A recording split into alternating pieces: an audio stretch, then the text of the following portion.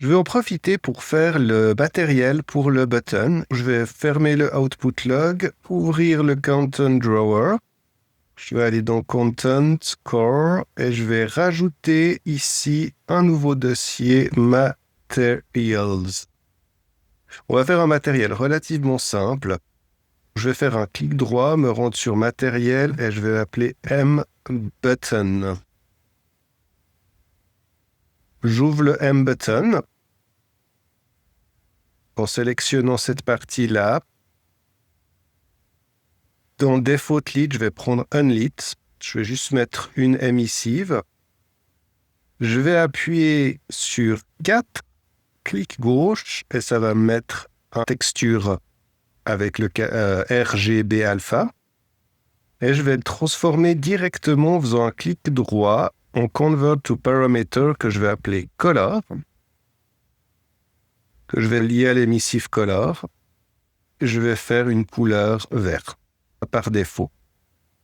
J'applique, je sauve, je reviens dans ma dev map, je vais faire un clic droit, je vais faire Create Material Instance, je vais l'appeler MI underscore Red Button,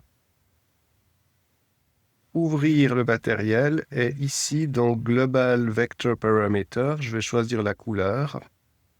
Je vais mettre ici à 0 et je vais monter le rouge complètement. Save. Et je vais faire la même chose pour le bouton vert.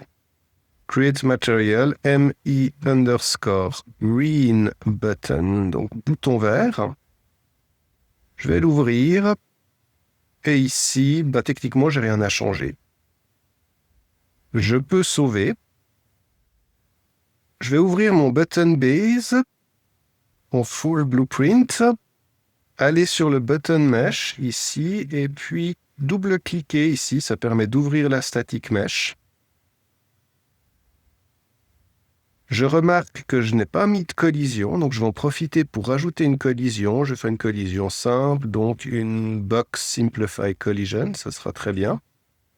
Et ici, dans la partie droite, au niveau des détails, je vais rajouter 2 slots supplémentaires. Le premier, je vais prendre le MI Green Button. Le deuxième, le MI Red Button. Et pour le dernier, ce sera à nouveau le Green Button. Ce qui sera affiché en temps réel, c'est toujours l'index 0. Ce que je vais faire, c'est que je vais switcher finalement au moment où le bouton va passer au rouge. Je vais faire passer l'élément 1 ici au niveau de l'élément 0. Et dès que le bouton revient dans sa configuration normale, à nouveau, je vais passer l'élément 2 en élément 0. On fera tout ça, évidemment, en C++. Je sauve. Et par défaut, vous voyez, notre bouton est vert.